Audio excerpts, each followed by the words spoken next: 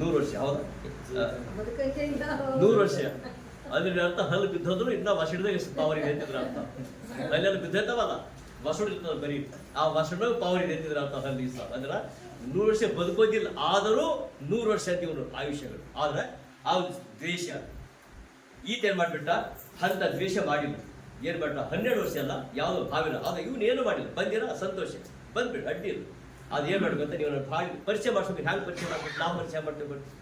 ಅದು ಇವರು ನಮ್ಮ ಗುರುವರು ನಮ್ಮಲ್ಲಿ ಇದ್ದೆವು, ನಾವು ಸಣ್ಣವರಾಗಿದ್ದ ಬಾವಿ ಮುಚ್ಚಿದ್ರು ಅದು ಪರಿಚಯ ಮಾಡ್ತಾರೆ. ನಮ್ಮ ಬಾವಿ ತೋರಿಸಿದ್ರೆ ಮುಚ್ಚಿದ್ರೆ ಇವತ್ತ ಬಾವಿ ಮುಚ್ಚಿದ್ರೆ ಬಾವಿ ಮುಚ್ಚಿದ್ರೆ ಅದು ನಾಲ್ಕು ನೀವು ಯಾಕೆ ಕಲಿಯಕ್ಕೆ ಹೋದ್ರಿ ಅವ್ರಿಗೆ ಅಂತ. ಹೌದಾ? ಈತೇನ್ ಮಾಡ್ಬಿಟ್ಟ, ಹೌದು ಈ ದ್ವೇಷ ಎಲ್ಲಿ ತನಕ ಇರ್ತದೋ ಆಮೇಲೆ ಹೇಳ್ತೀನಿ ನಿಮ್ಗೆ, ದ್ವೇಷ ಎಲ್ಲಿ ತನಕ ಇರ್ತೋ ಅಲ್ಲಿ ತನ ಆಶೀರ್ವಾದ ಅಂತ ಹೇಳಿ. ದ್ವೇಷ ಇದ್ರ ಅರ್ಥ ಕ್ಷಮಾಪಣೆ ಅಂತ ಹೇಳ್ತಾರಲ್ಲ, ಕ್ಷಮಿಸ್ ಮನಸ್ಸಿಗೆ ಬಂದಂಗೆ ಕ್ಷಮಿಸ್. ಬೈಬಲ್ ಹೇಳ್ತಾರ ಎಷ್ಟು ಸರಿ ಕ್ಷಮಿಸಿ ಹೇಳ್ರಿ, 770 ಸರಿ ಕ್ಷಮಿಸಿ ಅಂತ ಹೇಳ್ತಾರೆ. ನಿಮ್ಗೆ ಹೇಳ್ತೆ ಇವೆಲ್ಲ ಒಂದು ಹೊಟ್ಟೆ ಕಿಚ್ಚು, ಎರಡನೇದಾಗಿ ದ್ವೇಷ. ಈ ದ್ವೇಷ ಎಲ್ಲಿ ತನಕ ಇಟ್ಕೋತೇವೋ ಅಲ್ಲಿ ತನಕ ಆಶೀರ್ವಾದ ಬರೋ. ಆ ದ್ವೇಷ ಇಟ್ಕೊಂಡು ಎಲ್ಲಿ ತನಕ ಬಾವಿ ತೋಡ್ಲಕ್ಕೆ ಹೋಯ್ತೀಯಲ್ಲ ಅಲ್ಲಿ ತನಕ ನೀರು ಹತ್ತಲ್ಲ. ಆ ದ್ವೇಷ ಎಲ್ಲಿ ತನಕ ಇಟ್ಕೊಂಡು ನೀ ಕೆಲಸ ಮಾಡಕ್ ಹೋಯ್ತೀಯಲ್ಲ ಅಲ್ಲಿ ತನಕ ಬೆಳೆ ಸಿಗಲ್ಲ. ದ್ವೇಷ ಇಟ್ಕೊಂಡು ಎಲ್ಲಿ ತನಕ ನೀ ಕೆಲಸ ಮಾಡಕ್ ಹೋಯ್ತೀಯಲ್ಲ ಬಿಸ್ನೆಸ್ ಲಾಸ್ ಆಯ್ತು. ಅಂದ್ರ ಇದ್ರ ಅರ್ಥ ದ್ವೇಷ ಇಲ್ಲಿದೆ ಅಂತ ಇದ್ರ ಅರ್ಥ. ಈ ದ್ವೇಷ ಇಲ್ಲಿ ಇರೋದ್ರಿಂದ ಇಸಾಕ್ ಏನ್ ಮಾಡ್ಬಿಟ್ಟನ, ದ್ವೇಷ ಇಲ್ಲ ಯಥಾ ಪ್ರಕಾರ ಮತ್ತ ಮುಚ್ಬಿಡು ಅಡ್ಡಿಲ್ಲ. ಯಾಕೆ ನೀವು ನಾವು ಸಂಪೂರ್ಣ ನಂಬಿಕೆ ಇಟ್ಟ ದೇವ್ರ ಮೇಲೆ ನಂಬಿಕೆ ಇಟ್ಟಾರ. ನಂಬಿಕೆ ಇಟ್ಟ ಮೇಲೆ ಅದು ಒಂದೇ ಕೆಲಸ ಮಾಡ್ಬಿಟ್ಟು ಏನ್ ಮಾಡ್ಬಿಟ್ಟ, ಅಲ್ಲಿ ಬೇಡ ಅವ್ನು ಏನ್ ಮಾಡ್ಬಿಟ್ರು ಅಲ್ಲೇ ಮತ್ತೆ 29 ವರ್ಷ, ನಾವು ನಿನಗೆ ಯಾವ ಕೇಡನ್ನು ಮಾಡದೆ ಹಿತವನ್ನೇ ಮಾಡಿ ನಿನ್ನನ್ನು ಸಮಾಧಾನದೊಡನೆ ಕಳಿಸಿದೇವಲ್ಲ. ಅದರಂತೆ ನೀನು ನಮಗೆ ಕೇಡನ್ನು ಮಾಡೋದಿಲ್ಲ ಎಂಬುದಾಗಿ ಪ್ರಮಾಣ ಮಾಡಬೇಕು. ನೀನು ಈಗ ಯೆಹೋವನ ದಯೆಯನ್ನು ಹೊಂದಿದವನಾಗಿದ್ದೀಯಷ್ಟೇ ಎಂದು ಹೇಳಿದರು. ಆಗ ಇಸಾಕನು ಅವರಿಗೆ ಔತಣವನ್ನು ಮಾಡಿಸಿದನು. ಅವರೆಲ್ಲರೂ ಭೋಜನೋಪಚಾರಗಳನ್ನು ತೀರಿಸಿಕೊಂಡು ಬೆಳಿಗ್ಗೆ ಎದ್ದು ಒಬ್ಬರಿಗೊಬ್ಬರು ಪ್ರಮಾಣ ಮಾಡಿಕೊಂಡರು. ಇಸಾಕನು ಅವರನ್ನು ಸಾಗ ಕಳಿಸಲು ಅವರು ಸಮಾಧಾನದೊಡನೆ ಹೊರಟು ಹೋದರು. ಬರೀ ಅಮ್ಮ ಬಂದಿರಿ, ಎಲ್ಲ ಚೆನ್ನಾಗಿದ್ದೀರಲ್ಲ, ಕೇಳಿದ್ವಿ ಸಾಕು. ಹೌದು, ರಾತ್ರಿ ಇಲ್ಲೇ ಇದ್ಬಿಟ್ಟಿವಿ. ಇವತ್ತೊಂದು ತೋಟದ ಔತಣ ಮಾಡ. ಯಾರಿಗೆ ಔತಣ? ಸಂಬಂಧಿಕರ. ಯಾರವರು? ಹೊಟ್ಟೆಗಿತ್ತು ಮಾಡಿ ಬಾವಿ ತೋರಿಸಿ ಮುಚ್ಚಿದವರಿಗೆ ಔತಣ ಮಾಡಿಸಿದ. ನಾವು ಮಾಡಿಸ್ತೇವ, ನಾವು ಮಾಡ್ತಾನೆ. ಮತ್ತೆ ಅವನಿಗೇನು ಉಳ್ಳಕ್ ಕೊಡ್ತೀವಿ, ಉಳ್ಳಕ್ ಹೋಗ್ಬಾರ್ದು, ಇಲ್ಲೇ ತಿಂದು ಹೋದ ಬಿಡೋ ಹಿಂಗೆಲ್ಲ.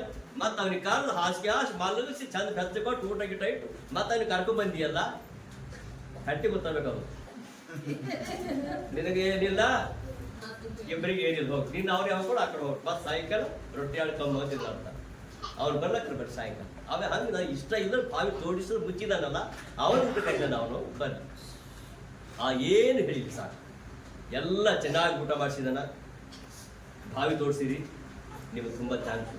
ಬೈಬಲ್ ಬಂದಿರ್ತಾರೆ, ಒಂದು ಕೆನೆ ಹೊಡೆದ್ರೆ ಇನ್ನೊಂದು ಕೆನೆ ಯಾರು ಏಸು ಬಿಟ್ಟು ಹೇಳಿ ಮಾತು ನಾವು ಕೊಡ್ತೇವ, ಇನ್ನೊಂದು ಕೆನೆ ಇಟ್ಟು ಬಿಡ್ತೇವೆ ಮಾತಿಲ್ಲ. ನೀನು ಬಂದು ನಾ ಕೇಳಿದ್ವಿ ಇಲ್ಲ ತಾನ. ಸಿಂಪಲ್ ಆಗಿ ಊಟ ಮಾಡ್ದ, ಔತಣ ಮಾಡ್ದ, ಎಲ್ಲ ಮಾಡಿಸಿ ಒಡಂಬಡಿಕೆ ಮಾಡಿದ್ರು. ನೋಡಪ್ಪ ಅದು ಏನು ನಿಮ್ಮ ಮನಸ್ಸಿನ ಏನು ಇಟ್ಕೊಬೇಡ್ರಿ, ನಾನು ಅನ್ಸೋದು ಏನು ಇಟ್ಕೊಂಡಿಲ್ಲ. ದೇವ್ರು ನಿಮ್ಮದು ಒಳ್ಳೇದು ಮಾಡಿ, ದೇವ್ರು ನಮ್ಗೆ ಒಳ್ಳೇದು ಮಾಡಿ, ನೀವು ಸುಖವಾಗಿ ಬರ್ತೀವಿ, ನಾವು ಸುಖವಾಗಿ ಬರ್ತೀವಿ, ನಮ್ಗೆಲ್ಲರೂ ದೇವ್ರ ರಾಷ್ಟ್ರ ಬೇಕು, ಎಲ್ಲರೂ ಕೂಡ ಊಟ ಎಲ್ಲ ವಿಚಾರ ಮಾಡ್ಕೊಂಡ್ಬಿಟ್ಟಾಗ ಅಲ್ಲಿ ಮಾಡ್ಕೊಂಡ್ಬಿಟ್ಟ ಕೆಳಗೆ ಹೇಳ್ತಾರೆ ಇದು ಮಾಡಿ ಕ್ಷಮಪಣೆ ಆಗಿಬಿಡ್ತಾ ಸಂಪೂರ್ಣ ಕ್ಷಮಪಣೆ. ಕೆಲವು ಸರಿ ಕ್ಷಮಪಣೆ ಮಾಡ್ತೀವಿ, ಹೆಂಗೆ ಕ್ಷಮಪಣೆ ಬಿಡೋದು ಇದ್ದರೂ ಮತ್ತೊಂದು ಎಲ್ಲೋ ಎದ್ದು ಬಿಡ್ತು. ಆದ್ರೆ ಇಲ್ಲಿ ಕ್ಷಮಪಣೆ ಮುಗಿದು ಆ ಕ್ಷಮಪಣೆ ಮಾಡಿದಾಗ ಇದರ ಅರ್ಥ ಪುನಃ ನೆನಪು ತೆಗಿಬಾರ್ದು. ಕ್ಷಮಿಸಿದಾಗ ಪುನಃ ಟೋಟಲ್ ನೆನಪು ತೆಗಿಲೇಬಾರ್ದು. ಅವಾಗ ಏನು ಮಾಡ್ತಾನೆ ಏನೋ ಗೊತ್ತಿಲ್ಲ. ಟೋಟಲಿ ಕ್ಷಮಪಣೆ ಅಂದಿರ ಅರ್ಥ ಕ್ಷಮಿಸಿ ಬಿಟ್ಕೊಡು ಸಾಕು, ಕ್ಷಮಿಸಿ ಬಿಟ್ಕೊಡಿ. ಒಂದು ಎಕ್ಸಾಂಪಲ್, ಈಗ ಒಂದು ಯಾವುದೋ ಒಂದು ಲೆಟ್ರ್ ಬೈ ಈ ಲೆಟ್ರ್ ಕ್ಷಮಪಣೆ ಹೇಳ್ತು ಬಂದೆ ಹಾಕ್ಬಿಟ್ಟು ಮುಗಿದೋಯ್ತು. ಅದು ನಿಮ್ಗೆ ಯಾವ್ದು ಸಂಬಂಧ ಇಲ್ಲ. ಅದು ಆ ಲೆಟ್ರ್ ಹಂಗೆ ಇಟ್ರ ಮತ್ತೆ ನೆನಪು ಪೂರ್ತಿ ಮರ್ತೋಗ್ಬಿಟ್ಟು ಅಂತೀರ ಅಂತ ಬೈಬಲ್ ಅಂತ ಈ ಪ್ರಕಾರ ಕ್ಷಮಿಸ್ಬಿಡು. ಈ ಇಸಾಕ್ ಅದೇ ಪ್ರಕಾರ ಕ್ಷಮಿಸ್ಬಿಡು. ಊಟ ಮಾಡ್ದ, ರಾತ್ರಿ ಇಟ್ಕೊಂಡ, ಎಲ್ಲ ಉಪಚಾರ ಮಾಡೋದು, ಕಳಿಸ್ಕೊಟ್ಟು ಸಮಾಧಾನದಲ್ಲಿ ಕಳಿಸಿಕೊಟ್ಟರು. ಬೈಬಲ್ ಅಂತ ಕಳಿಸ್ಕೊಟ್ಟಿದ್ದ ನಂತರ ಮತ್ತೆ ಒಳ್ಳೆ ಸುದ್ದಿ ಅಂತ ಹಾಗೆ ಒಂದು ಮತ್ತೆ ಮುಂದೆ ಒಳ್ಳೆ ಸುದ್ದಿ ಮತ್ತೆ ಒಳ್ಳೆ ಸುದ್ದಿ ಬರ್ಬೇಕಲ್ಲ. ಅದೇ ದಿನದಲ್ಲಿ ಯಾವ ದಿನ? ಅದೇ ದಿನದಲ್ಲಿ ಅದೇ ಕಳಿಸಿದ ದಿನದಲ್ಲಿ ಅದೇ ದಿನದಲ್ಲಿ ಇಸಾಕನ ಸೇವಕರು ಬಂದು ನಮಗೆ ನೀರು ಸಿಕ್ಕಿತು ಎಂದು ಹೇಳಿ ತಾವು ತೋಡಿದ ಬಾವಿಯ ಸಂಗತಿಯನ್ನು ತಿಳಿಸಲು ಅವನು ಆ ಬಾವಿಗೆ ಶೀಬಾ ಎಂದು ಹೆಸರಿಟ್ಟನು. ಅಲ್ಲಿ ಶೀಬಾ ಎಂದು ಹೆಸರಿಟ್ಟು ಅಂದ್ರೆ ಶೀಬಾ ಈಗ ಬಾವಿ ತೋಡ ಅಲ್ಲಿ ಹಿಂಗ ಕಳಿಸಿದ್ರು. ದ್ವೇಷ ಎಲ್ಲ ಹೋಗ್ಬಿಡ್ತು. ಅವ್ರು ಬಂದು ಹಿಂಗ ಅಬ್ರಾಹ್ಮಣ ಇಸಾಕನ ಸೇವಕರು ಬಂದರು. ದಣಿ ನಾವು ಬಾವಿ ತೋಡ್ತೇವೆ, ನೀರು ಬಂತು ಅಂದ್ರೆ ದ್ವೇಷ ಹೋಯ್ತು, ನೀರು ಬಂತು. ಇಲ್ಲಿ ಬೈಬಲ್ ಹೇಳ್ತಾನ ದ್ವೇಷ ಇಟ್ಕೊಂಡ್ರೆ ನೀರು ಹೋಗಿ ಬರ್ತದೆ ಅಂತ ಅರ್ಥ. ಹಾಗಂದು ನಮ್ಗೆ ಯಾಕೆ ಬೆಳೆ ಸರಿ ಬರಲ್ಲ, ನಮ್ಗೆ ಯಾಕೆ ಅಭಿವೃದ್ಧಿ ಹೊಂದೋದಿಲ್ಲ, ಯಾಕೆ ಬಿಸಿಲು ಸರಿ ಹೋಗೋದಿಲ್ಲ ಅಂದ್ರೆ ದ್ವೇಷ ಭಾಳ ನಮ್ಮ ಕೆಟ್ಟಿದೆ ಭಾಳ. ಯಾಕಂದ್ರೆ ಆತ ಕಂಡು ನಮ್ಗೆ ಈಗ ಇಷ್ಟ ಆಗಲ್ಲ, ಆತ ಕಂಡು ಇಷ್ಟ ಒಂದೇ ಅದು ಏನೇ ಮಾಡ್ಲಿಕ್ಕೆ ಅಡ್ಡಿಲ್ಲ. ಆ ದೇವರ ಸಂಗಡ ಇದಂತ ಈಗೂ ಅಂದ್ರೆ ಇದರ ಅರ್ಥ ಮನುಷ್ಯರು ಬದಲಾಯಿಸಿದ್ದಾನೆ. ಇವನ ದೇವ್ರು ಬದಲಾಯಿಸ್ತಾನ, ದೇವ್ರು ಬದಲಾಯಿಸಿ ಆದ್ರೆ ಮನುಷ್ಯರು ಬದಲಾಯಿಸ್ತಾನೆ. ಇವತ್ತು ಏನಿಲ್ಲ, ಇವತ್ತು ರಾತ್ರಿ ಬೆಳಿಗ್ಗೆ ಬಂದು ಇವತ್ತು ರಾತ್ರಿ ಬೆಳಗ್ಗೆ 10 ಲಕ್ಷ ಬಂತಂದ್ರೆ ನಾಳೆ ಬ್ರೇಡಿ ಬಂದ್ರೆ ಬರ್ತಾವ. ಆ ದುಡ್ಡಲ್ಲಿ ಎಲ್ಲಿ ಇಡಬೇಕು, ಬ್ಯಾಂಕಲ್ಲಿ ಇಡಬೇಕು, ಫೋನ್ ಇಡಬೇಕು, ಬರೀ ಅವ್ರಿಗೆ ಬಿಸಿ ಬಿಟ್ಟೆ ಇವತ್ತು ನಾನು ಬಂದಿರಿ ಬಸ್ ನಾಳೆ ಬಂದಿರೋ ವಾರ ಬರ್ತದೆ. ಇದರ ಅರ್ಥ 10 ಲಕ್ಷ ಅಲ್ಲ 10 ಕೋಟಿ ಬಂದರು. ದೇವರೇ ನೀನು ಏನು ಮಾಡ್ತಾರೆ, ಸನ್ಮಾನ ಹ್ಯಾಂಗೆ ಮಾಡ್ತಾರೆ ಅದೇ ಪ್ರಕಾರ ಮಾಡ್ತಾರೆ. ಆದರೆ ನೀವು ಹೊಟ್ಟೆ ಕಿಚ್ಚು ಈಗಿಂದ ಅಲ್ಲ, ಆಮೇಲೆ ಯೋಚನೆ ಮಾಡಿ. ಈಗ ಹೊಟ್ಟೆ ಕಿಚ್ಚು ಬರೋದಿಲ್ಲಿ ಎಲ್ಲಿ ಸ್ಟಾರ್ಟ್ ಇದೆ ಅದು. ಹಾಗೆ ಹೊಟ್ಟೆ ಕಿಚ್ಚು ಹಾಕಿದವ್ರು ಯಾರು ಕಿವ್ಯಾಗ? ಆದರೆ ಬೈಬಲ್ ಹೇಳ್ತದ ಫಸ್ಟ್ ದೇವ್ರು ಚೆನ್ನಾಗಿದ್ದು, ಎಲ್ಲ ಚೆನ್ನಾಗಿದ್ದ. ಅದು ಸ್ಟಾರ್ಟ್ ಮಾಡಿದ್ದು ಆದಿಕಾಂಡ 4ನೇ ಮಾತಾಡ ಅಲ್ಲಿ ಅದನ್ನ ಎಲ್ಲಿ ಬಂದು ಸ್ಟಾರ್ಟ್ ಆಗಿದ್ದು. ಆದಿಕಾಂಡ 4ನೇ ಅಧ್ಯಾಯ ಅಲ್ಲಿ ಸ್ಟಾರ್ಟ್. ಎಲ್ಲಿ ಸ್ಟಾರ್ಟ್ ಆಯ್ತಂದ್ರೆ ಈಗ ಸ್ವಲ್ಪ ಹೋದ್ರೆ ಹಾಗೆ 2ನೇ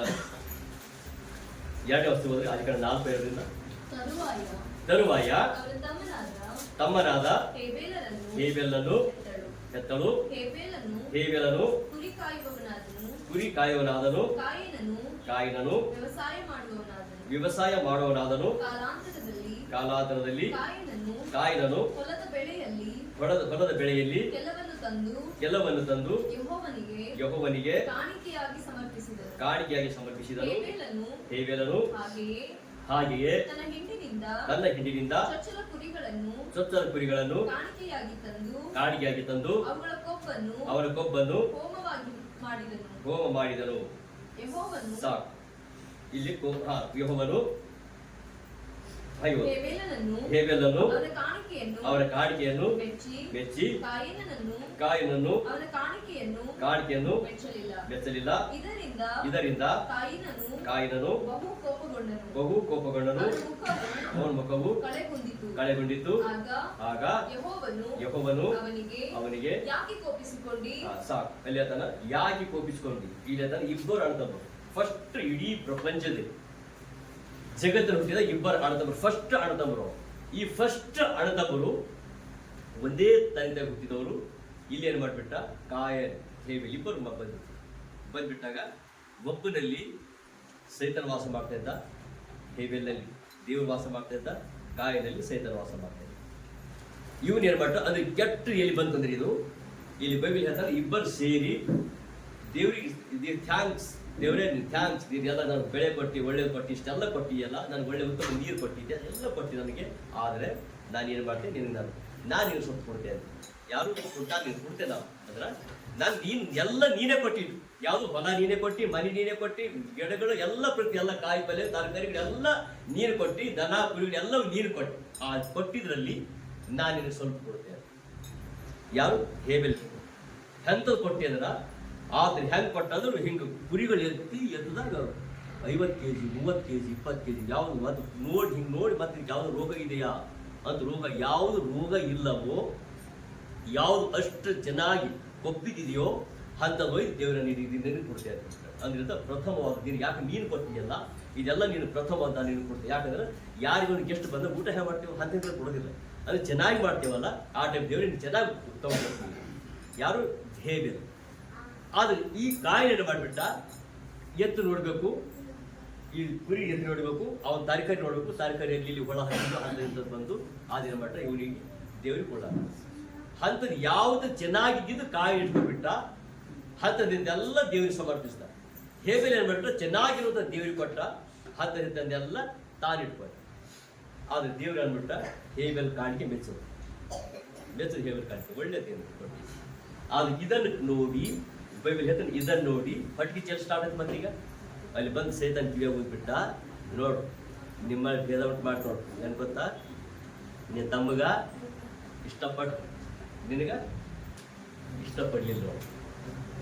ಅಲ್ಲಿ ಬಂದು ಕಿವಿಯಾಗ ಹೋದ್ ಬೈಬಲ್ ಬಂದು ಹೇಳ್ತಾನೆ, ದೇವ್ ಇಷ್ಟ ಇಲ್ಲ ಯಾವ್ದು ಹೇಳ್ತೀನಿ ಮುಂದೆ ಏನ್ ಹೇಳ್ತಾರೆ ಗೊತ್ತಾ, ಈಗ ಇಲ್ಲಿ ಹೇಳುವಾಗ ದೇವ್ರು ಯಾವಾಗಲೂ ಒಂದು ಮಾಡೋದು, ಸೈತಾನ್ ಯಾವಾಗಲೂ ವಿಭಾಗ ಮಾಡೋದು. ಅಲ್ಲಿ ಹೇಳ್ತಾರೆ ಒಡ ಹುಟ್ಟಿದವ್ರು ಜ್ಞಾನತಿ ಆರು ಹೇಳ್ತಾರೆ ಏನಂದ್ರ ದೇವ್ರು ಅಸಹ್ಯ ಪಡುವಂತ ಕೆಲವು 6 ವಿಷಯಗಳಿದೆ, 7 ವಿಷಯಗಳಿದಾವೆ. ಯಾಕಂದ್ರೆ ಈಗ ಸುಳ್ಳನ್ನು ಹೇಳಬಾರ್ದು, ಸುಳ್ಳನ್ನು ಕಲ್ಪಿಸೋ ಹೃದಯ. ಆಮೇಲೆ ಒಡ ಹುಟ್ಟಿದವರು ಸ್ವಂತ ಅಣ್ಣ ತಮ್ಮಂದಿರಲ್ಲಿ, ಸ್ವಂತ ಗಂಡ ಹೆಂಡತಿಯಲ್ಲಿ, ಸ್ವಂತ ಮಕ್ಕಳಲ್ಲಿ ಯಾರು ವಿಭಾಗ ಮಾಡ್ತಾರೋ ಆ ಮನುಷ್ಯನಲ್ಲಿ ಎಂದು ದೇವರಿಲ್ಲ ಇರಲ್ಲ. ಬೈಬಲ್ ಹೇಳ್ತಾರೆ ಇಲ್ಲಿ ಸ್ವಂತ ಕುಟುಂಬದಲ್ಲಿ ಒಂದೇ ಅಣ್ಣ ತಮ್ಮರು, ಒಂದೇ ತಂದೆ ತಾಯಿಗಳು ಅಲ್ಲಿ ಬಂದು ಹೇಳ್ತಾರ, ನೋಡು ಆ ದೇವರವನು ಇಷ್ಟಪಟ್ಟ, ನೀನು ಇಷ್ಟಪಟ್ಟಿಲ್ಲ ನೋಡು, ಅವನಿಗೆ ಮೆಚ್ಚದ, ಅವನನ್ನು ಮೆಚ್ಚದ, ಕಾಣಿಕೆಯನ್ನು ಮೆಚ್ಚದ ನಿನಗೆ. ಇದು ಬಂದು ಹೇಳ್ಬಿಟ್ಟ. ಈ ಸೈತಾನ್ ಕಿವಿಯಾಗ ಊದಿದಾಗ ಅಲ್ಲಿ ಬಂದು ಹೇಳ್ಬಿಟ್ಟ, ಆಗುತ್ತಿನ ಕೋಪಗೊಂಡು ಭಯಂಕರ ಸಿಟ್ಟು ಬಂತು. ಯಾಕೆ ಸಿಟ್ಟು ಬಂತ ಕರೆಕ್ಟ್ ಅದು ಸ್ವಲ್ಪ ಯೋಚನೆ ಮಾಡಬೇಕು. ಏನು ಯೋಚನೆ ಮಾಡಬೇಕಿದ್ರೆ ಯಾಕೆ ಇಷ್ಟಪಟ್ಟ, ಈಗ ಯಾಕೆ ಇಷ್ಟಪಟ್ಟ ಒಂದು ಎಕ್ಸಾಂಪಲ್, ಈಗ ಹಂತ ಚಂದ ಕೊಟ್ಟಿದ ಅದಕ್ಕೆ ಇಷ್ಟಪಟ್ಟ. ಅದು ಇವನಿಗೆ ಇದು ಪರಿಜ್ಞಾನ ಬರೋಲ್ಲ. ಹೆಂಗ್ ಪರಿಜ್ಞಾನ ಬರೋದಿಲ್ಲ ಅಂದ್ರಾಗ, ಹೌದಪ್ಪರ ದೇವ್ರಿಗೆ ಹಂತದ್ದು ಹೊಳ ಹಂತದ್ದು ಕೊಟ್ಟಿದೆ ಅದಕ್ಕೆ ನಾನು ಬೆಚ್ಚಿಲ್ಲ. ಇಷ್ಟು ಸಿಂಪಲ್. ಅದು ಆ ಪರಿಜ್ಞಾನ ಇವನ ಇಲ್ದಾಗ ಪೂರ್ತಿ ಫುಲ್ ಇವನ ಬೈಬಲ್ ಹೇಳ್ತಾನ, ಅನನೀಯ ನಿನ್ನ ಹೃದಯದಲ್ಲಿ ಸೈತಾನ್ ತುಂಬಿಕೊಂಡಿದ್ದೇನು ಅಂದ್ರ, ಸೈತಾನ್ ತುಂಬಿಕೊಂಡಿದ್ರೆ ಯೋಚನೆ ಮಾಡೋಷ್ಟು ಇವ್ರು ಬಿಡಲಾಗ್ತಿದ್ರ ಅರ್ಥ. ಯೋಚನೆ ಮಾಡೋಷ್ಟು ನೀವು ಬಿಡಲ್ಲ. ಅದು ಹೇಳಿದ್ರೆ ಯೋಚನೆ ಮಾಡೋದು ಎಲ್ಲ ನೀನೇ ಕೊಟ್ಟಿಲ್ಲ ದೇವರೇ ಅಂತ ಹೇಳ್ತಾನ. ಇವ್ರಿಗೆ ಬಂದ ಇವತ್ತ ಸ್ವಂತ ಅಣ್ತಂಬರಿದ್ದಾಗ ಇವನ್ ಕಾಣಿಕೆ ಮೆಚ್ಚದ, ಇವನ್ ಕಾಣಿಕೆ ಮೆಚ್ಚಿಲ್ಲ. ಅಂದ್ರೆ ಫಸ್ಟ್ ಕೋಪಗೊಂಡನು, ಆಮೇಲೆ ಹೊಟ್ಟೆ ಕಿಚ್ಚಪಟ್ಟನು. ಕೋಪನು ಬಂತು, ಹೊಟ್ಟೆ ಕಿಚ್ಚು ಬಂತು. ಹಿಂದೆಲ್ಲಿ ಆಯ್ತು ಕೊಲೆದೆ. ಹೊಟ್ಟೆ ಕಿಚ್ಚು ಕೊಲೆ ಮಾಡಿಸ್ತದೆ, ಹೊಟ್ಟೆ ಕಿಚ್ಚು ಬಿಸ್ನೆಸ್ ಲಾಸ್ ಮಾಡಿಸ್ತದೆ, ಹೊಟ್ಟೆ ಕಿಚ್ಚು ಮನೆ ಹಾಳು ಮಾಡ್ಬಿಡ್ತು, ಹೊಟ್ಟೆ ಕಿಚ್ಚು ಎಲ್ಲ ಹಾಳು ಮಾಡ್ತು. ಆದ್ರೆ ಬೈಬಲ್ ಹೇಳ್ತಾರೆ ಸ್ಟಾರ್ಟ್ ಅಂದಿ ಹಿಡ್ಕೊಂಡು ಇವತ್ತಿನ ಸ್ಟಾರ್ಟ್. ಆದ್ರೆ ಒಂದು ಬೈಬಲ್ ಹೇಳ್ತಾರ, ಇವತ್ತು ದೇವ್ರ ಮಕ್ಕಳ ನಾವು ಹೊಟ್ಟೆ ಕಿಚ್ಚಿದ್ದವರು ಇದ್ದವರು ಕಂಪ್ನಿ ಅಲ್ಲ, ಹೊಟ್ಟೆ ಕಿಚ್ಚಿದ್ದವರು ಇದ್ದವರು ಕರೆಕ್ಟ್. ಕೋಳಿ ಕೊಯ್ದಿಲ್ಲ, ಅದು ಇಸ್ ಕಟ್ಟಿರ್ತದ, ಅದಿದ್ರೆ ಉಳ್ಳಾಕಿ ಹೋಗಿ ಅದು ಇಸದ್ ಕಟ್ಟಿರ್ತಲ್ಲ, ಅದು ತೆಗಿಬೇಕಂತ ನಾವು ಮನುಷ್ಯರು ನಾವೇ ಯೋಚನೆ ಮಾಡ್ತೀವಿ. ಹೆಂಗ ಇಸದ್ ಕಟ್ಟು ತೆಗೆದ್ಬಿಡಪ್ಪ, ಅದು ತೆಗೆದ್ಬಿಡು, ಇಸದ್ ಕಟ್ಟು ತೆಗೆದ್ಬಿಡು ಅಂದ್ರ ಹಂಗೆ ಟ್ರೈನ್ ಆಗ್ಬೋದು. ಸರಿ ಹೋಗಿ ಕೆಟ್ಟು ಹೋಗ್ಬಿಡ್ತದ, ಸರಿ ಇಲ್ಲ, ಅದಕ್ಕೆಲ್ಲ ಮಸಾಲ ಹಾಕಿದ್ದು ಎಲ್ಲ ವೇಸ್ಟ್ ಆಗಿಬಿಡ್ತಲ್ಲ, ಅದಕ್ಕೆ ಇಸದ್ ಕಟ್ಟು ತೆಗೆದ್ಬಿಡು. ಊಟ ಮಾಡೋಂತ ನಾವೇ ಹೇಳ್ತೀವಿ ಇಸದ್ ಕಟ್ಟು ತೆಗೆದ್ಬಿಡು ಅಂತೇಳಿ. ಆದ್ರೆ ದೇವ್ರ ಹೇಳ್ತಾನ, ನಿನ್ನ ಒಳಗೆ ಇಸದ್ ಕಟ್ಟಿದೆಯಲ್ಲ ತೆಗೆದ್ಬಿಡು. ಆ ತೆಗೆದ್ಬಿಟ್ಟ ಮೇಲೆ ನಾನು ಯೋಗ್ಯನಾಗ ಅದು ತೆಗೆದ್ಬಿಡು ನೀನು. ಇಲ್ಲಿ ಹೇಳ್ತಾರೆ ತೆಗೆದ್ಬಿಟ್ಟು ಇಲ್ಲಿ ಬಂದ್ಬಿಟ್ಟ. ಆಮೇಲೆ ಏನ್ ಮಾಡ್ತಾ ಮುಂದೆ ಹಾಗೆ ಒಂದು ಹಾಗೆ ನಾಲ್ಕು ಹಾಗೆ ಯಾಕೆ ಕೋಪಿಸ್ಕೊಂಡಿ,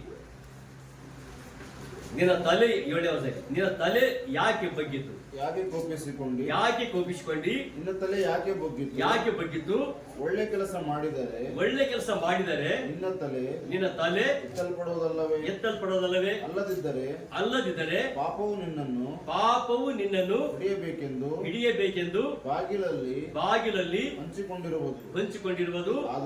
ಆದರೂ ನೀನು ಅದನ್ನು ವಶ ಮಾಡಿಕೊಳ್ಳಬೇಕು. ಎಲ್ಲಿ ಆ ಪಾಪ ಎಲ್ಲಿರ್ತದೆ ಹೇಳಿ, ಇಲ್ಲೇ ನೀವೆಲ್ಲ ಹೋಗಿರ್ಬೋದು. ಏನ್ ಮಾಡ್ಕೊತಾ ಯಾವ್ದಾರು ಅಂಗಡಿಗೆ ಹೋದ ಫಸ್ಟ್ ಹೋಗ ಸ್ವಲ್ಪ ಮ್ಯಾಲ ನೋಡ್ಬೇಕು. ಅಲ್ಲೊಂದು ಇಲ್ಲಿ ಒಂದು ಇದು ನಿಂಬೆ ಹಣ್ಣು ಅದು ಒಂದು ಭಾಗ ಕಟ್ಟಿದ್ರು, ಅಲ್ಲಿ ಬಾಗಿಲು ಕಟ್ಟಿದ್ರು, ಎಲ್ಲಾದ್ರೂ ಬಂದಿರ್ತದೆ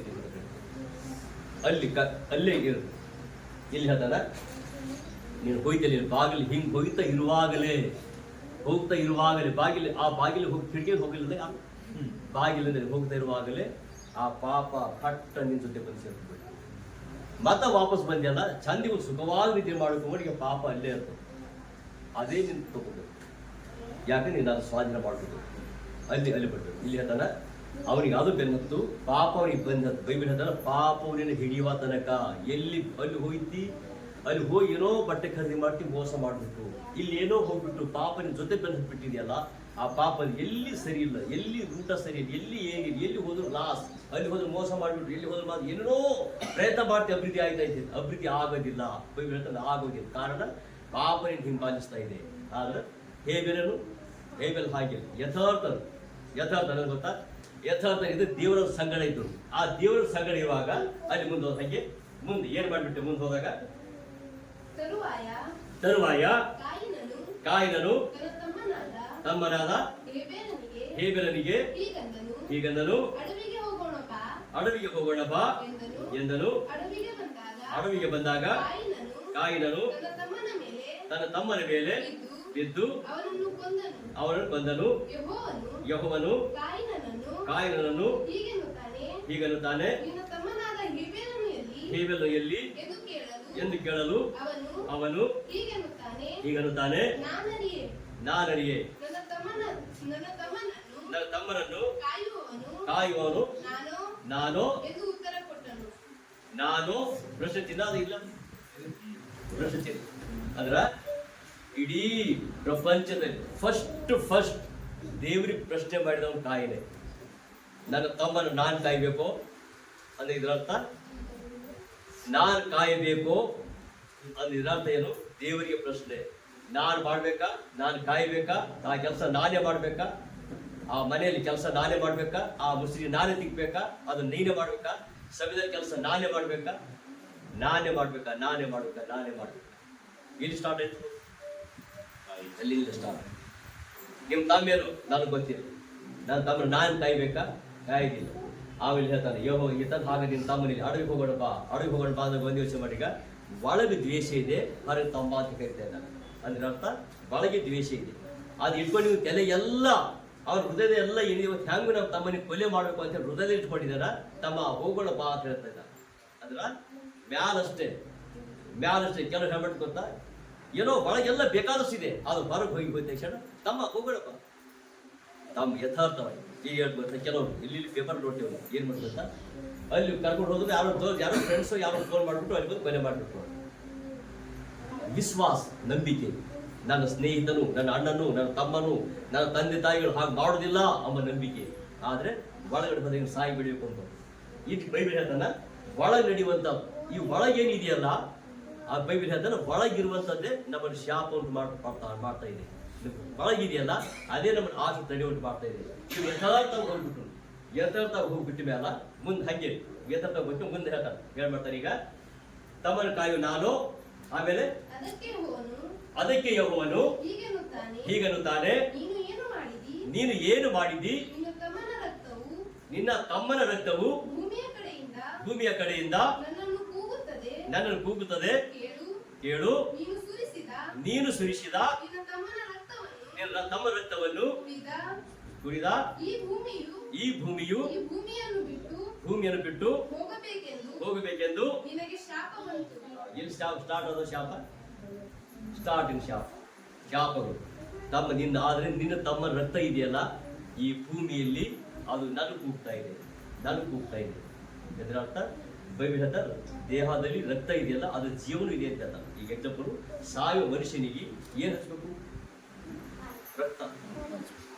ಆಪರೇಷನ್ ಮಾಡಿ ರಕ್ತ ಇರ್ಬೇಕು, ರಕ್ತ ಕರೆಕ್ಟ್ ಇರ್ಬೇಕಂತ ಹೇಳ್ತಾರೆ. ಆದ್ರೆ ಆ ರಕ್ತ ಜೀವ ಇದೆ ಅಂತ ಇದ್ರ ಅರ್ಥ. ಇಲ್ಲಿ ಅದನ್ನ ಆ ರಕ್ತ ಇದೆಯಲ್ಲ ನಿನ್ನ ತಮ್ಮ ರಕ್ತ ಇಲ್ಲಿ ನನಗೆ ಕೂಗ್ತಾ ಇದೆ. ಏನು ಕೂಗ್ತಿದೆ? ಅಪ್ಪ ಅಣ್ಣ ಬಡದ, ಅಪ್ಪ ಅಣ್ಣ ಬಡದ. ಅವನ್ ಬಂದಿದ್ದ ಶಾಪಗಳು ನೀನು ಸ್ವೀಕಾರ ಮಾಡ್ಬೇಕು. ಇಲ್ಲಿ ಅದನ್ನ ಆ ಶಾಪ ಏನ್ ಮಾಡ್ತೇವೆ? ಶಾಪ ಜೊತೆ ಪಾಪ ಎರಡು ತಗೊಂಡು ಹೋಗ್ತಾ ಇದ್ದೀಯಲ್ಲ, ಎರಡು ತಗೊಂಡು ಬಿತ್ತಲಕ್ಕೆ ಹೋಗ್ತೀಯಲ್ಲ, ಎರಡು ತಗೊಂಡು ಬಿಸಿನೆಸ್ ಮಾಡಕ್ ಹೋಗ್ತೀಯಲ್ಲ, ಎರಡು ತಗೊಂಡು ಏನೋ ಸಂಪಾದನೆ ಮಾಡಕ್ ಹೋಗ್ತಾ ಇದ್ದೀಯಲ್ಲ.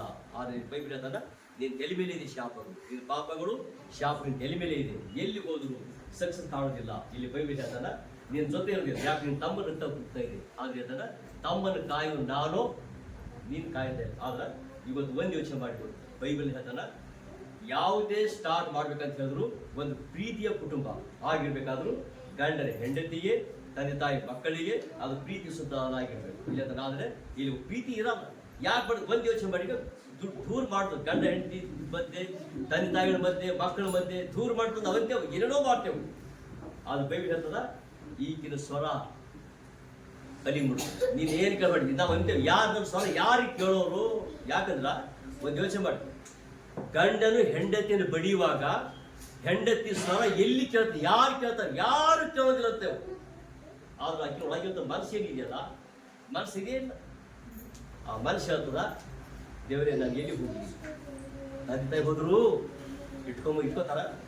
ಗಂಡ ಬಿಟ್ಟು ಯಾಕೆ ಬಂದಿಯಮ್ಮ ಅಂತ ಮನೆಗೆ ಇಟ್ಕೊಂಡೆವು, ಸಮಸ್ಯೆ ಕೊಡಿ.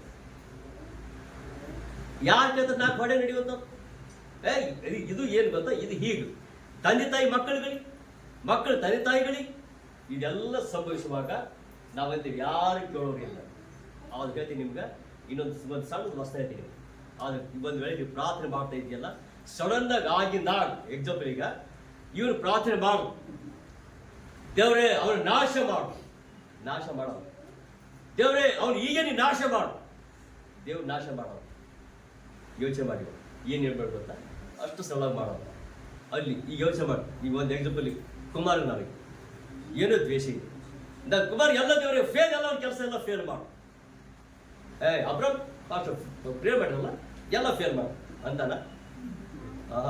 ನಾನಂತೆ ಕುಮಾರ್ ಕೆಲಸ ಎಲ್ಲ ಫೇಲ್ ಆದ, ಮಾಡಿ ಫೇಲ್. ಅವನು ಏನ್ ಮಾಡ್ತಾನ? ನಾನು ಮಾಡಿದ ಪ್ರಾರ್ಥನೆ, ಆತ ಮಾಡಿದ ಕೆಲಸ, ಆದಿಕಾಂಡ ಒಂದು ವರ್ಷ ಹೋದ್ರಿ ಅಲ್ಲಿ ಕರೆಕ್ಟ್ ಅಂದ್ರೆ ಅಷ್ಟು ಮಾಡಲ್ಲ. ಯಾಕೆ ನಮ್ಮ ದೇವ್ರ ನ್ಯಾಯವಂತರು, ನಮ್ಮ ದೇಶ ದೇವ್ರ ಪರಿಶುದ್ಧನಾಗಿದ್ದಾನೆ. ಆ ಪರಿಶುದ್ಧನ ದೇವ್ರ ಹಂಗೆ ಎಂದು ಮಾಡಲ್ಲ, ಅವ್ನು ಮಾಡಕ್ಕೆ ಚಾನ್ಸೂ ಇಲ್ಲ. ಯಾಕಂದ್ರ 19ನೇ ಅಧ್ಯಾಯ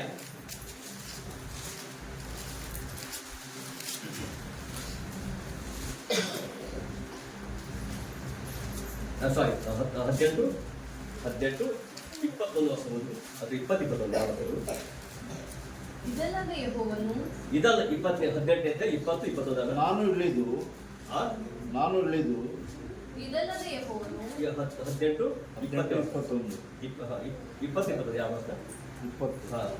20 ಇದಲ್ಲದೆ ಯೆಹೋವನು ಸೊದೋಮ್ ಗೊಮೋರಗಳ ವಿಷಯವಾಗಿ ಎಷ್ಟೋ ದೊಡ್ಡ ಮೊರೆ ನನಗೆ ಮುಟ್ಟಿತು. ಆ ಊರಿನವರ ಮೇಲೆ ಹೋರಿಸಿರುವ ಪಾಪವು ಎಷ್ಟೋ ಘೋರವಾದದ್ದು. ನಾನು ಇಳಿದು ಹೋಗಿ ನನಗೆ ಮುಟ್ಟಿದ ಮೊರೆಯಂತೆಯೇ ಅವರು ಮಾಡಿದನೋ ಇಲ್ಲವೋ ಎಂದು ನೋಡಿ ಸಡನ್ ಆಗಿ ಮಾಡ್ತಾರ, ಕರೆಕ್ಟ್ ನೋಡ್ತಾರ. ಅಬ್ರಾಮ್ ಪಾಸ್ಟರ್ ಪ್ರಾರ್ಥನೆ ಮಾಡಿದಕ್ಕೂ ಕುಮಾರನ ಜೀವನ ಹಂಗಿದ್ದಕ್ಕೂ ಸರಿ ಇದೆಯಾ? ಕರೆಕ್ಟ್. ಯಾಕಂದ್ರ ಏನು ಕೊಲೆ ಆಯ್ತಂದ್ರೆ ಪೊಲೀಸ್ ಬರ್ದು ಎಲ್ಲ ತನಿಖೆ ಮಾಡ್ತಾರ. ಇದನ್ನು ಹಂಗೆ ಮಾಡ್ತಾರ. ಹ್ಯಾಂಗ ಮಾಡ್ತಾನ? ನಾನು ಪ್ರೇಯರ್ ಮಾಡಿದಾಗ ಆ ಪ್ರಾರ್ಥನೆ ಮಾಡಿದ್ದನ್ನ ಆ ಜೀವಿತವನ್ನು ಹಂಗಿದೆಯಾ ಯೋಚನೆ ಮಾಡ್ತಾರೆ. ಹೀಗಿದೆಯಾ? ಇವ್ರು ಹೇಳಿದ ಸತ್ಯ ಇದೆಯಾ? ಸತ್ಯ ಇದೆ ಅಂದಾಗ ಮಾತ್ರ ಶಾಪ ಇದೆ. ಸುಮ್ಮನೆ ಇಲ್ಲ. ಇವತ್ತು ನಾವಂತೆ ನಾವು ಪ್ರಾರ್ಥನೆ ಎಲ್ಲ ದೇವ್ರಿಗೆ ಕೇಳ್ತಾ ನಿಜ, ಅದು ಪರೀಕ್ಷೆ ಮಾಡ್ಲತ್ತೇವೆ. ಇಲ್ಲಿ ಅಂದ್ರೆ ಪರೀಕ್ಷೆ ನೋಡಿ ತಿಳ್ಕೊತೀನಿ ನಾನು. ಅಂದ್ರ ಯೋಚನೆ ಮಾಡಿ, ಈಗ ಆತನ ಹಾಕುವಂತ ಉಸುರು, ಕುಟುಂಬದಲ್ಲಿ ಹಾಕುವಂತ ಉಸಿರು ಅಂತ ಉಸಿರಂತಲ್ಲ, ಆ ಉಸಿರು ಏನಿದೆಯಲ್ಲ, ಆ ಉಸಿರು ಎಲ್ಲ ಬಹಳ ಮಾಡ್ತಿದ್ರು. ಆಕೆ ಹಾಕುವಂತ ಉಸಿರು, ಹೆಂಡತಿ ಹಾಕುವಂತ ಉಸಿರು, ತಂದೆ ತಾಯಿ ಹಾಕುವಂತ ಉಸಿರು, ಮಕ್ಕಳು ಹಾಕುವಂತ ಉಸಿರು, ಆ ಉಸಿರನ್ನ ಅದನ್ನೆಲ್ಲ ನೋಡ್ತಾರೆ. ನಾವೈತೆ ನೋಡೋದಿಲ್ಲ ಅಂತ ಹೇಳಿ ಅಲ್ಲಿ ಹೋಗಿ ಈಕೆ ಹಾಕಿದ ಇದು ಉಸಿರು ಸರಿ ಇದೆಯಾ? ಅವ್ರು ನಿಜವಾಗಿ ಹಿಂಸೆ ಕೊಟ್ಟಿದಾರಾ? ನಿಜವಾಗಿ ಇವ್ರು ಕೇಳಿದಾರ? ಇವ್ರಿಗೆ ಹಿಂಗ್ ಅಂದಿದಾರ? ಊಟ ಹಾಕಿದ್ರೆ ಕಳಿಸಿದಾರ? ಎಲ್ಲ ಕರೆಕ್ಟ್ ಇದೆಯಾ? ಅದು ಕರೆಕ್ಟ್ ಇದ್ದಾಗ ಮಾತ್ರ ದೇವ್ರು ಎಸ್ ಅಂತ. ಸುಮ್ಮನೆ ಅಂಬಲ್ಲ. ಅವು ಏನ್ ಹೇಳ್ತಾರೆ, ಎಲ್ಲ ನೋಡಿ ವಿಚಾರ ಮಾಡ್ತಿ ತಿಳ್ಕೊತೀವಿ. ಹೌದು ಇದೆ ಆಗೋಯ್ತು ಗೊತ್ತಾ? ಇದು ಯಾರು ಕೇಳೋರಿಲ್ಲ, ಯಾರು ಹೇಳೋರಿಲ್ಲ. ನನ್ನ ಕುಟುಂಬಕ್ಕೆ ಯಾರು ಹೇಳೋ ಅವಶ್ಯಕತೆನೂ ಇಲ್ಲ. ಇಲ್ಲಂತ ಅಲ್ಲ, ಹೇಳೋದಾಳ ಕೇಳೋದಾಳ ಅವಶ್ಯಕತೆನೇ ಇಲ್ಲ. ಆದರೆ ಕರೆಕ್ಟ್ ನ್ಯಾಯಾಧೀಶನು ಎಲ್ಲವೂ ವಿಚಾರ ಮಾಡ್ತಾರೆ. ಆ ವಿಚಾರ ಮಾಡಿ ದೇವ್ರು ಹೇಳ್ತಾರೆ, ನಮ್ಗೆ ಹೇಳ್ತಾರೆ ಏನು ಬೇಡ, ಯಾರು ಹೇಳಬೇಡ. ಬೈಬಲ್ ಹೇಳ್ತದ, ಆ ಕಾಯಿನ ಮೇಲೆ ಶಾಪವು ಜೊತೆ ಪಾಪ ಜೊತೆ ಶಾಪವು ಹಿಂಬಾಲಿಸ್ತಾ ಇತ್ತು.